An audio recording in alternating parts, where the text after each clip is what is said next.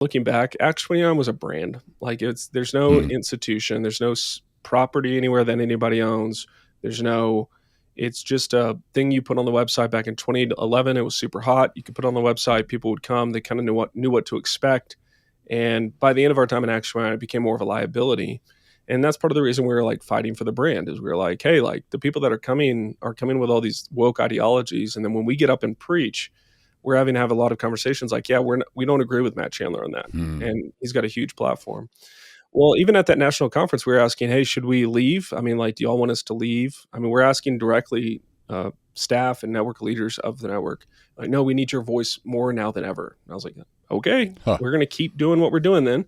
And then 2 months later, they randomly on a Monday or Tuesday, I think it was, sent us an email. You're out. Hey, we need to get on the phone today. And we're like, okay. And they got on the phone immediately, let us know that the board had unilaterally, not just the board, apparently the entire senior leadership, whatever that means, had chosen to remove us from the network effective immediately. Matt, coming from a troubled past, his spidey senses kind of like when we got that email, he's like, this doesn't sound good. So he chose to record the entire phone call. Mainly, we didn't plan on putting it public or anything like that. It was mainly to give our elders and let people know that there was some transparency there. And also so we could listen to it and be like, are we crazy? Like, did that just happen? And then what did we really say? What did they really say? Exactly. We just wanted a full, like, here's what it is. Because Acts 29, what they did is they adopted a model of communication where they wouldn't email. So we never got an email notification that we were removed. Nothing's in print. Nothing's in print. Whoa. And that's how they hide it, right? I need to adopt that system. I know, right? Yeah. Save me a lot of woes. Yeah.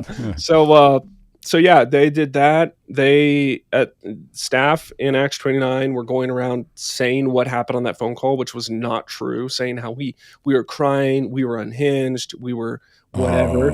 And we told the board, we got on the phone call with board members 3 times and said, make this stop or things will happen. And they're like, what's going to happen? We're like, we're not going to tell you that, but like, you should make this stop. You're slandering us and ruining our friendships with people because you're making us seem to be people who we're not, and you're not representing the truth. And so they wouldn't. And so we released the phone call, I think in May of 2023 to the public on my podcast. Welcome to Grounded, a podcast for restoring the church to a biblical foundation. I'm Steve Hartland, pastor at Cornerstone Community Church in Joppa, Maryland. If you're in the area, come see us. We love it. And joining me today is Chase Davis. Here's a little bio on him. Chase is an elder and lead pastor of ministry at a church called The Well in Boulder, Colorado. He told me it's snowy there today. We were chatting a little bit before. He's also a podcaster. Welcome, Chase. Tell us a little bit about your podcasting life, would you please? What do you have going? Yeah, so I host a podcast called Foolproof Theology. I started it in 2020, got 157 interviews up at this point. It's mainly me talking with other people, but people like to hear from me too.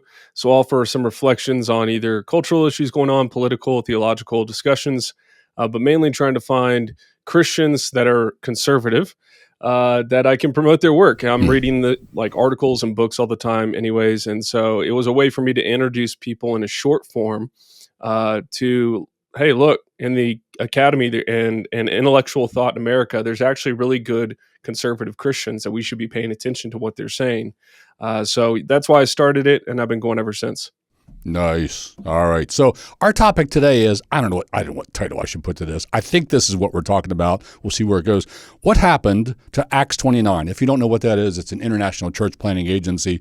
Chase and I were both part of that, and our churches were part of that, and we supported church planters who were part of that. We were both part of it, but we have both withdrawn. Why? What happened? What's wrong? That's what we're talking about today. What happened to Acts 29? And why did we leave? If you've heard of Matt Chandler, it's going to get us talking a little bit about Matt Chandler. We're not here to slam Matt Chandler. He's a great guy, I'm sure. But there are some things that's happened, things he's done, positions he's taken that we're not, what shall we say, overly fond of, right? So we're going to get into some of that today. But let's start with Boulder, Colorado. You're in Boulder. Man, you planted the Well Church, didn't you? How long ago? Yeah, we planted, me and Matt Patrick. It was all his idea to plant. I kind of followed him along. So anytime something doesn't go perfect, I blame him because it was all his idea to begin with. That works. We chose Boulder back in 2010 and moved here in 2011 to start. From where? we were both in Gunnison, Colorado at the time, small mountain town south of Crested Butte. He was a pastor in Gunnison. I was kind of like a leader, becoming an elder candidate at his church. He's a couple years older than me, and so I moved up to Gunnison right after college at Texas A&M. I'm from Texas. My wife is from Texas, 5 generations, but Gunnison was a beautiful place. We had a free place to stay for the summer, and then that summer turned into, going on 15 years. We moved up to Colorado in 2009. So yeah, we met Matt and Ari, his wife, in Gunnison. They wanted to plant a church. I was like, okay, interesting. Sounds like a cool ministry opportunity. He wanted me to come along. We wanted to find a place in Colorado. We love Colorado. We love the people here. Love, obviously, the natural beauty, God's creation.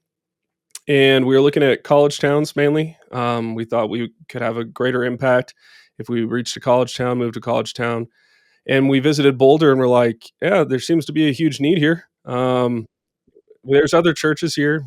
We weren't kind of like coming in like there's no gospel presence. There's a few good churches here. They've been doing good work for, over 100 years here since kind of the town was founded. But wow. We started in 2011, joined Acts 29 that year. A lot of our church planting story was tied up with Acts 29. They were kind of, approaching Matt, trying to cultivate that relationship so that he would plant. And he attended a residency called Fellowship Associates Residency in Little Rock, Arkansas, which to me was really affirming because I was like, I don't want to go plant a church and not be like, have any older, wiser men kind of like affirm this desire and this initiative. And they did. And that was a real blessing. And so you've been part of Acts 29. I've been part of Acts 29, again, for other people, this international church planting agency, which seemed really promising back when we joined it. There were many encouraging things about it. It was a growing thing. It was a happening thing. But we left. You left. Why? Why did you guys leave? Well, to be clear, we did not leave. We did not choose to leave. We were removed. Yes, we were removed. Wow. Should I be here talking to you? Yeah, I know, right? I think we're the only other church besides Driscoll's church that has been officially removed from the network. That's interesting. Yeah, we're in the same category as Mark Driscoll. Yeah, right. Really badge of honor there. But no, we were starting to ask questions at post 2020. So we were a bit of late bloomers. We were very young when we planted, and I was only 24, and Matt was 27. And so but that was not uncommon, but we were definitely on the lower age range of church planters. And so I was going to seminary during from 2011 to 2019. I got a couple degrees. Matt went to seminary at Denver Seminary. That's its own story for another day. But yeah, that would be. We were kind of like really trusting of the network and like, okay, they know what they're doing. They're older, wiser men who have been in ministry longer than us. So we want to learn what we can. We want to listen where we can to grow. And so they would talk about planting churches. Okay, so we planted 3 churches out of ours. And it was good, but it also there's ramifications, both with people, relationships, and money.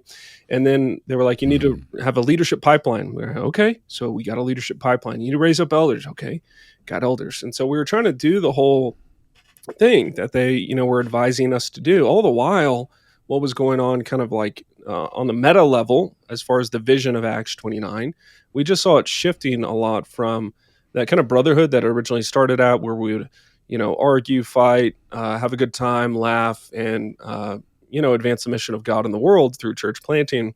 And all of a sudden it became laden with a lot of like cultural appeasement and just a different temperature and approach to ministry that we had questions about. We saw it as kind of like, this is different. I remember the first time I was at a regional conference and they talked about how they're going to make an intentional effort to hire more minorities. And Matt and I were kind of like, does that mean you're firing white people? Like, that doesn't seem... So DEI started coming in, huh? Yeah. And that was the first, there was like fissures all along, but we were like, what do we know? We're young guys. So hey, can I pause you there a second, though? You said all of a sudden this stuff started to happen. I'm believing you. Are you sure it was all of a sudden it started happening, or was it that's when you first started noticing, or did it really begin then? Yeah, so I don't know as far as what happened behind the veil, behind the curtain, but as far as our kind of awareness of the situation, that's when it started happening. If looking back, some of the research I was doing, what had happened is Driscoll got removed. His church got removed. There was a huge kind of brand remake, a PR initiative to say, we're going to be about holiness and humility. And there were kind of all these things. Chandler took the reins. all this stuff. And in the midst of that, Eric Mason kind of rose up as a prominent voice. And Eric Mason was invited in to be on the board and start. He actually said, I can't remember the article. I used to have it saved. But he said he viewed it as his mission to make Acts 29 aware of the racial issues in America. That's Yeah. what By the way, he's a Philadelphia pastor, for those of you who don't know it. I've been to his church probably 4 or 5 times. Back in the day when I thought it was cool and before I knew this was starting to go in bad directions. Since then, he wrote Woke Church, and I wasn't happy with it. But go ahead. Yeah, so that was happening. And then there was a panel that they did for lead pastors. I didn't go. Matt went. And it was basically like a struggle session type deal for pastors, where they got 4 black pastors interviewed by Matt Chandler and just lectured white people about how bad they are and how bad America is. And, Really? a lot of people were kind of, I don't know how to describe it other than kind of like a woke revival type event. There were a lot of people who were crying, who were sad, who wanted to do the work, do better.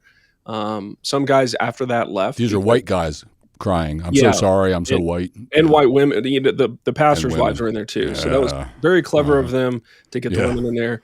And so some guys left then. Matt and I didn't choose to leave then. We were still trying to like, okay, well, shoot. I want to do that. But at the same time, we kept asking questions even before 2020, where it was like, look, we're in Boulder, man. Like, it's like 90%, 95% white. Like, it's not a diverse town. You keep talking about being a diverse church. And I'm like, what define diversity? Can you do that? Like, what is it?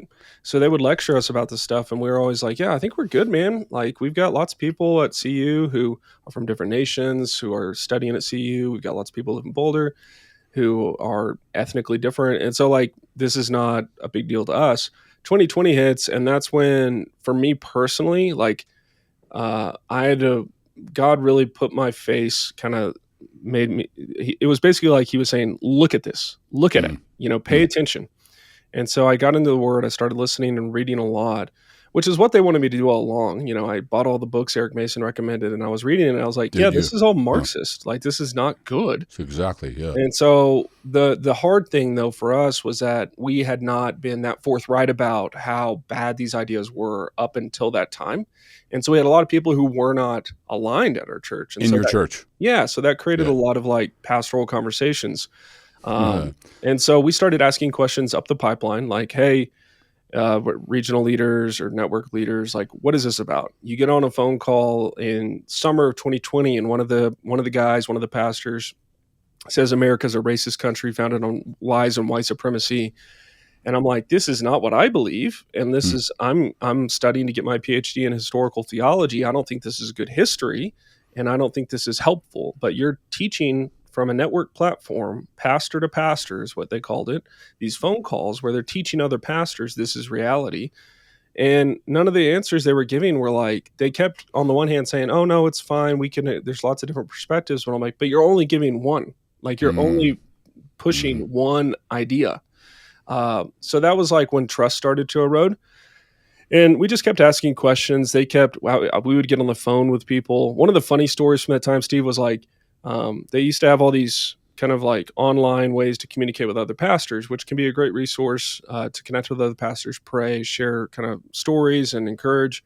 Well, Matt got on there one day and said something, and I just left a comment. Matt's my friend. He's in the other office, and he says something. I say, that sounds super gay. And like Matt's in the other office, he's just dying laughing. He's like, hearing him laughing over there. Yeah. And all of a sudden we both get a phone call, and they're like, you can't say that. And I'm like, I mean, okay, I guess that's not cool. We can't do that. I mean, he's my friend and he thought it was funny. We were joking, it's not like we're trying to hate anyone or anything. It's just a funny joke. But apparently they had to like flip a coin to decide who called us. So I think we got kind of on a blacklist. I don't know if there is one, but we were kind of known like, oh, they're not going to like play nice in terms of how we want to go. And so, man, I was having dozens of conversations about CRT, about all this stuff with network leaders. And I thought they were good conversations. I thought they were productive. I thought they were helpful. Fast forward to kind of 2022, we go to the national conference in Denver. Brian Howard, the president, gets up and he gives a talk, basically a vision talk. And he's showing how people are loyal to different sports teams, Dodgers, whatever, whoever he names, Duke, I think, is one of the teams, and he puts on the hat for each team. And then he puts on an Acts 29 hat and points to the logo and says, "This is what we're loyal to." And I found that very disconcerting. I was like, yeah, I mean, that's really not what I'm loyal to. Like, I'm loyal to Christ and his mission in the world, and I'm not about a brand. And that's what I had to come to terms with, is like, looking back, Acts 29 was a brand. Like, there's no institution, there's no property anywhere that anybody owns. It's just a thing you put on the website back in 2011. It was super hot. You could put it on the website, people would come, they kind of knew what to expect. And by the end of our time in Action, it became more of a liability. And that's part of the reason we were like fighting for the brand, is we were like, hey, like, the people that are coming with all these woke ideologies. And then when we get up and preach, we're having to have a lot of conversations like, yeah, we don't agree with Matt Chandler on that. And he's got a huge platform.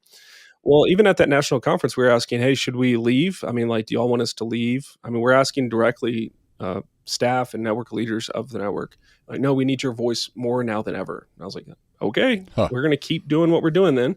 And then 2 months later, they randomly on a Monday or Tuesday, I think it was, sent us an email. You're out. Hey, we need to get on the phone today. And we're like, okay. And they got on the phone immediately, let us know that the board had unilaterally, not just the board, apparently the entire senior leadership, whatever that means, had chosen to remove us from the network effective immediately. Matt, coming from a troubled past, his spidey senses kind of like, when we got that email, he's like, this doesn't sound good.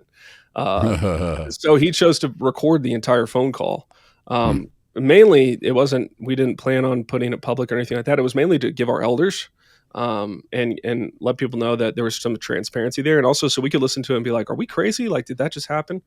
And then what did we really say? What did they really say? Exactly. We just wanted a full, like, here's what it is. Because Acts 29, what they did is they adopted a model of communication where they wouldn't email. So we never got an email notification that we were removed. Nothing's in print. Nothing's in print. Whoa. And that's how they hide it, right? I need to adopt that system. I know, right? Yeah. Save me a lot of woes. Yeah. So yeah, they did that. Staff in Acts 29 were going around saying what happened on that phone call, which was not true, saying how we were crying, we were unhinged, we were whatever. And we told the board, we got on the phone call with board members 3 times and said, make this stop or things will happen. And they're like, what's going to happen? We're like, we're not going to tell you that, but like, you should make this stop. You're slandering us and ruining our friendships with people because you're making us seem to be people who we're not, and you're not representing the truth. And so they wouldn't. And so we released the phone call, I think in May of 2023, to the public on my podcast. And that was still my most downloaded episode, which kind of stinks because you don't want to be known for that kind of stuff, but it is what it is. So that was pretty like clarifying for a lot of people, like, oh no, this is not good. But yeah, that's kind of I don't know how long we've talked. I view that as a short synopsis, but that's kind of a short. That was short. That was a good synopsis. So same here. I guess it was during the COVID years. We're increasingly noticing. Did we just start noticing, or was it already there and we didn't see it? I don't know. We're noticing woke stuff, critical race theory stuff, DEI stuff. And I would even add probably what perturbed me the most from what we were involved with was I think there was the complementarianism was so soft that it really it looked suspiciously like feminism to me. Yeah. So we were seeing things show up that, wait a minute, that's not right. That looks feminist. Were you noticing anything like that too? Absolutely. Yeah, we started noticing that. I mean, they had a pastor's wife teach at the national conference, which was disconcerting to me because I was like, why are we having a woman teach a bunch of pastors about anything related to the Bible? That seems improper at best. But yeah, there was initiatives for pastors' wives and promoting women in leadership and all this kind of stuff. And Matt and I were just kind of like, I mean, is this what like dude, we had adopted a lot of these like labels like complementarian because they were like held by big names that were trusted voices, Wayne Grudem, John Piper, and we don't need to talk about anything related to them, but I think John Piper actually invented that term. It sounds like Piper. Complementarianism. Goodness, John, couldn't you think of a shorter word? Not John. No. Yeah.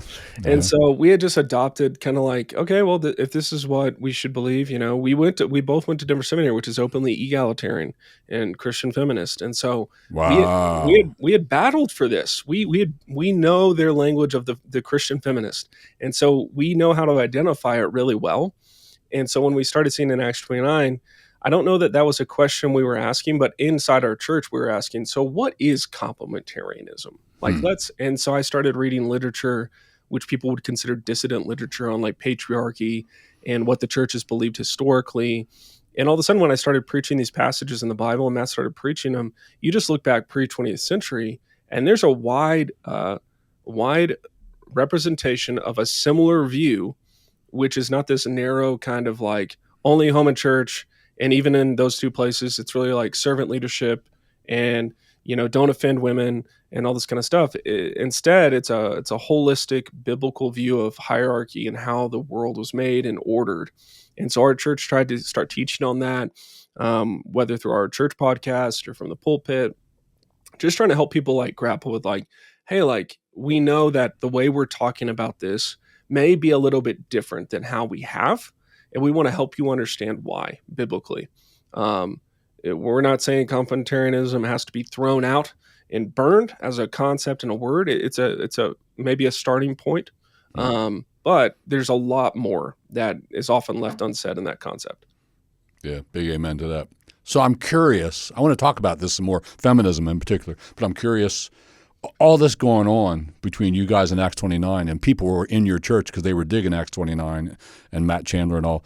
I imagine you guys had some or maybe no small amount of brouhaha brewing. Am I right? Yeah. Did you lose a bunch of people over this? Was there a lot of loss? Yeah, there was loss. Yeah. So we just actually, it's funny. I just sit down with our admin who's helping me put together some like, projections and just looking back on the last few years since 2020. I think 2020, we don't have a lot of data for, except for on the financial piece, you can track that down, but attendance, we just can't.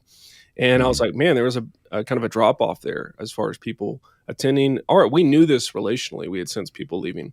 What I noticed in 2020 was that instead of people making an effort to worship together, even in a parking lot when we tried, right, they were more interested in listening to Matt Chandler online. And I was like, no, we're part of something that's like, it's stealing kind of like our authority and undermining our authority and rightful biblical authority. I'm not talking about like weird authoritarian and like, you're my people, you can't listen to anyone. I'm just talking about like, oh, wow, there's a lot of outside voices out there that are influencing our people because they're all trapped at home. They're looking for answers and they're going to tune into the biggest, broadest podcast or sermon they can find on these matters. And so it was less related to Acts 29 because anytime we brought up Acts 29 in our church, there wasn't everybody. We kind of had the same thing like you talked about here on the podcast. Like, what is Acts 29? Like, we would get that question a lot. We had some people early on that came because of Acts 29, but a lot of those people weren't really like, didn't feel connected to Acts 29. It's not like the people in the pew were like, we're in Acts 29 church. They were like, we're the Well Church and you are a pastor and you guys seem to love it. So that's great. And then once we started questioning a lot of the ideologies and a lot of the kind of worldliness, that's when the brew off. So I started the podcast. I got back on. I think Twitter's a gift. You don't have to think so, but I think it's a gift because what happened for me is I would hear these national speakers get up on a stage and talk about unity and hard conversations, and then I would get on Twitter and see what they liked, replied, and tweeted, and I was like, dude, these are leftists. Like, these are not, they don't want to have a good conversation. They're not good faith people. And so I got back on Twitter and started sharing my opinion. Hey, I don't think this is how, we should define this. And, maybe the word missional, we use that word a lot. Maybe we should rethink, like maybe there's other ways we could be missional besides just capitulating to the culture all the time. And this was very disconcerting. So we had a lot of conversations about that with people because they were just reading all sorts of stuff. And we have to take responsibility. We had to introduce people to our church, whether it's like Jackie O'Perry. She gets on her platform and says everyone should read a book called White Fragility. Yeah, we had people here liking her too. Yeah, and I was like, no, what have I done? So it was an inventory, not only personally in my own like theological convictions and kind of a going back to the Bible there, but it was also looking internally in terms of our own responsibility. How have we introduced these teachers to our people because they're sheep? And so they're reading Jamar Tisby or other things. And I'm trying to warn them like, hey, like not everything in there is like great. And honestly, what we saw is a lot of like, they didn't want to listen. They had already kind of bought the lie, Yeah, and that's right. they weren't intellectually They curious. already had 75 links they were ready to send you. Well, listen to this, Pastor. Yeah. Yeah, and so I was trying to have conversations. I mean, we had professors at our church who were like at CU talking about critical race theory in class, and so I would try to talk to them about the dangers of it. I wasn't trying to like put them under church discipline yet or anything like that. And by yet, I mean I never did because they left. But yeah, it was a hard season. But what we've seen on this side is like now we got people who are coming who are pumped, not because of our brand, not because of some big name out there, but because they love that we love the Bible and we are unashamed of it. And that honestly, dude, always been a hallmark of ours Sweet. in Boulder is like, we'll get lost people, whether atheist, agnostic, whatever.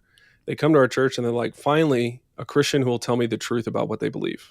And they don't Isn't hate that us. something? Like they may disagree with us, but like they're used to going to churches where it's like, oh, well, this isn't offensive. Don't be offended. And it's like, no, like the gospel's offensive. Like, this is just what it is. This is what Give it to me straight up. Help me count the cost. I want to know. Exactly. Yeah, if I believe in Jesus, what is there in that book that I don't know yet that I'm going to want to know? Exactly. And we've always been a church that's like, let's go there. Let's figure that out. And so that's always been a hallmark of our ministry here in Boulder. So we're seeing a lot of people come now that are like hungry for truth, appreciate the stance we take, which of course we believe is a biblical stance.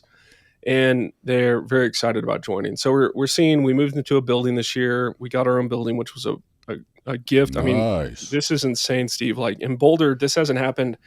I can't think of another church plant that has moved into Boulder and purchased a property. There's one church, an SBC church plant, that was gifted an SBC church back 30 years ago. And they were gifted an SBC church, and that's awesome. That didn't happen to us. We had to buy a church building.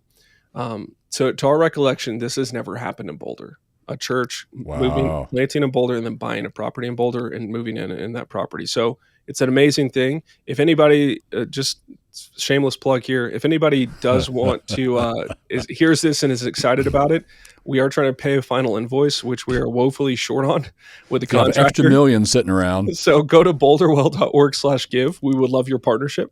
But God has always been faithful to us. God has always been good to us. And so what God is doing is really incredible here. But yeah, through those years, there was a lot of a pain. But I think the pain is now differently situated. When I was a young pastor, it was like, I'm losing friends.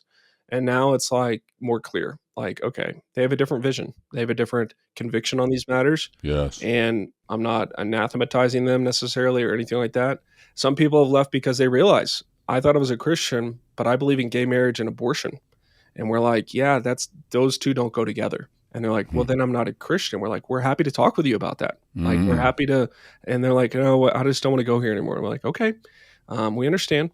And so that's kind of the pastoral side that's going on. Hey, I want to return to Acts 29 and noticing feminism. So here's what really started getting my attention. There were a number of other things. I'm going to leave a lot of things out. But here's a bigger thing that I started noticing. I'm looking at the Village Church, Matt Chandler, senior pastor. I'm looking at their website. And, I like to go to somebody's staff page. Let's see what staff looks like. So you go to staff and elders and all that. And on their page, first you have staff, and it's huge. Sure. And if you scroll down and down and down and down, and eventually you get to a little group of elders. Yep. They're way down there. Like how many people ever even scroll down and see that they even exist? I don't know. But you start off with staff, and more than half of the staff are women, and a whole lot of them have the title minister. Right. All right. Now, I understand that in the Greek, diakonos, minister, just means servant, and so it could just mean she's a servant. But in our culture, the word minister is pretty much synonymous with the word pastor, right? Yeah. So I think they're like, giving some meat, throwing some bones and some meat to the culture, saying, see, we're not bad. We're not like those other Christians. We have women ministers in our church. Look how many of them we have. You only see that the actual board of elders is all men if you scroll all the way down there. And they almost don't count by that point because they're so dwarfed by this great cloud of witnesses above them. So that kind of troubled me. And then, Jen Wilkins. Is it Wilkins or Wilkin? Singular. Singular, thank you. Jen Wilkin. And her role in that church, you're probably pretty familiar with this, right? Yeah. So It seems to me, correct me if I'm wrong, they were actually intentionally, they were like, okay, we know women can't preach in church, but that's going to really look bad culturally, and we want to win people to Christ. We're feeding everything through the lens of evangelism. And so for the purpose of for the gospel, we've got to look way more friendly than that. So what can we do? Here's what we'll do. We'll focus on raising up women preachers and teachers and try to make them as visible as our men who preach on Sunday. They're as well known. We'll create other venues. They get to preach to mixed audiences there and so on and so forth. And they're modeling this, doing this, and I believe advocating this. Women in our church notice this and are sending me links and bringing me things saying, we should be doing this here. Those women are no longer with us, by the way. Sure. They led their husbands elsewhere. Yeah. But yeah, I intentionally said it that way. But we were noticing that stuff and saying, I'm not so cool with that. And then let me just pause there. Is that something you had noticed or thought about, or did that not bother you? No, it really bothered me, but it was kind of like that's a problem everywhere. And we, in Boulder County particularly, that I think we're one of 2 churches in Boulder County. I mean, I'm not talking like there are some like hardcore, not hardcore, but just fundamentalist more churches that are more traditional. Yeah. But in terms of the churches, when you Google churches in Boulder, you know, these churches pop up. Everyone has a woman pastor. All of them. Yeah. And so we're already a pariah in that sense. Wow. You know, we hold the line on that. So yeah, it bothered me. And I think network level, it bothered me. But it wasn't, I didn't feel like it was, the only reason I felt like it was seeping in was mainly the pastors' wives outreach and who was leading that and who was teaching that and what books were being recommended. I mean, Joan Wilkin was a popular author. So women in our church were like, we should do a Jen Wilkin study. And I was like, I don't know. Yeah. I don't know. You know, like, and they're like, well, what should we do? And I was like, I also don't know. Like, you know, like it's very hard out there. If you find a popular woman teacher, that's typically goes along with Christian feminism. And so I noticed that there, but it was never something that wasn't an angle that I took to the board or a network leader to be like, what is this? I viewed the more pervasive one as kind of the woke ideology. Yeah, the woke thing. Yeah. Yeah, so back to that theme then. So there was a time when Matt Chandler spoke at a church in Australia. Incidentally, one of my fellow pastors, and he's on staff full time here, is in the studio with me. Usually there's 2 guys here, but the one guy's at a funeral today. So Jason Wallace, one of our pastors, sitting right over there. Great guy. No, you can't have him. I love this man. And he was with a crew in Australia for how long, Jason? Well, in Australia for just 1 year. 1 year. All right. But that church was his church. Oh, wow. Look at He and I were talking about this a little while ago. So I was asking him, what was it like then? Because that was some years ago. And he said it seemed pretty sound, but we talked. Anyway, so Matt Chandler spoke at that church, and the pastor seems to affirm trans rights, or at least he was like throwing them a bone saying, yeah, we'll let them have the bathrooms, right? Yeah. Let's appease culture. Let them have the bathrooms. We'll give them that much. So I think there was some brouhaha with Matt and other people on that. And there were some things about how Matt responded to criticism. You want to talk about that? Because you were part of that whole thing, weren't you? Yeah, I don't remember because I never got anybody. Matt wouldn't talk to me. He probably knows who I am because he voted me out of the network. But I don't know that he responded to me. What happened was the pastor of that church got up on the church on a Sunday, and it's an Acts 29 church, and he advocated for trans rights in the fullest way possible. You know, inclusion of bathrooms, gender affirming care, all this kind of stuff. And I found this incredibly problematic, you might say, to use their terminology. And so I was like asking questions about that. And the answers I got back were, well, people have different contexts and they have different perspectives and missional kind of contextualization realities they have to deal with. And I was like, man, you could shovel in a whole lot of stuff with those words, exactly. Missional and contextual. I know it's a very, it's kind of like a ghost word, and it kind of morphs. And so what happened was that happened, I think, gosh, I don't remember what year, it was around June, July. And then like 2 months later, that lead pastor was preaching at Chandler's church. And then like I saw Ed Stetzer going down there to preach at that church in Australia. And I was like, these people are deeply connected. They have a deep friendship, obviously. They're swapping pulpits, all that kind of stuff. And so they never repudiated that. They never like, it was never like, this is bad, we should do something. There was going to be no like consequence because they're not going to kick someone out, right? And because of people need to be contextual and missional. And so there was just no ramifications. That church, I don't know, I haven't checked the website. That church remained in Acts 29 in good standing. And it was sad for me because I know I think the sympathy for me is hard to shake because I am a Christian. It's like I know what the pastor's trying to do. I understand why he's doing it, and I still think it's wrong. And he got on a podcast locally there with a news reporter and just apologized, not for what he said, but for how the church has hurt people and how we want to be a city on a hill and a light for people. And I was like, what are we doing here, guys? What are we doing? This is not making sense. This is not faithful biblical interpretation. This is not representing God's truth of the world. And so, yeah, that happened. And that was a very revealing moment. Okay, this is now tolerated. If you tell a church member, we have a lot of people move away because it's a college town. If you say, go find an Acts 29 church. What are they going to find? This is the kind of teaching they might encounter. Yeah. Right? And this would be something that I consider very, very bad. And I don't want people that leave my church to end up at a church like that. But now we're faced with the reality that if we're part of this network, then that kind of teaching will be tolerated. And that was really disorienting to us. Yeah, disturbing. So, unfortunately, I'm going to have to bring this to a close. I have one final thing I want to talk about, and that is, so you were pushed out of Acts 29. We pulled out of Acts 29. We're both out of Acts 29. Yeah. Have you become part of something? We did. So we just thought, all right, why not? It's the biggest Protestant denomination in the U.S. We're SBC now. And, not entirely happy with that. It's a huge place. It's a big tent. And are there things in it that we're not fond of? Yeah, there are. But there's also a lot of really good stuff in it, too, and good people. So we're SBC. Did you guys join anything? What? Yeah, we joined the SBC, too. Look at that. We meet in the big tent. I know. Yeah, it's funny. NAM hired a bunch of ex-Acts 29 employees. And so there's a little bit of a turf war going on in there. But, yeah, in the SBC, I grew up SBC. I know it's a big tent. I know the battles we're facing. It's a much more conscious, like, hey, this is the battle. This is what's going on. There's lots of good people. It is a big tent, consciously so. And there's actually ways to get in influence and power in SBC life, whereas in Acts 29, there's not. Unless you're one of the boys that toes the line and you're kind of gospel coalition credentialed, you're not getting an influence and you're not going to teach in Acts 29. And so, yeah, SBC, we found it great.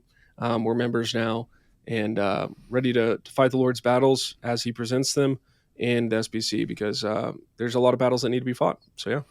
Super cool. All right, I said that was going to be the last thing, but now here's the last thing, and that is, I think you know Michael Clary. Do you? I do know Michael Clary, yeah. I've had him, I think, 4 times on the podcast now. He's one of my favorite guests. I ran into him on Twitter. Thank God Elon bought Twitter, right? Amen. He's saving the universe. I don't know if he's ever going to get us to Mars and save the human race, but he's saving the universe and public discourse by buying Twitter. What a guy. Thank you, Lord, for using him to do that. But that's where I met Michael. Is that where you met Michael? I think I met Michael on Twitter, yeah, and he reached out to me and invited me to speak at one of his conferences. He does a conference every year, and I think it was their inaugural one. And I was like, are you sure? And he's like, yeah, I want you to talk about winsomeness. And I was like, man, like I ran to the top by him, and I was like, this is going to be like pretty hard in the paint. And he goes, go for it. And I wish we could talk about that right now. I'd like to hear you on Winsome. Maybe that's a future podcast if I can have you back. Happy to do it, brother. Happy to do it. So, yeah, Michael's great. He's one of those guys that was Acts 29, older than me. Why isn't he getting influence? Why aren't we listening to Michael? So, anyways, yeah, Michael's a great guy. Good guy. Chase, this has been wonderful, man. Thank you for joining me. Enjoy the snow. Will do. And I'm happy to come back anytime. Thanks for having me. All right, appreciate it. That's it for Grounded today. Hope you can give us a like, or better yet, subscribe and share with a friend too. Wouldn't be bad. Appreciate it. See you next time.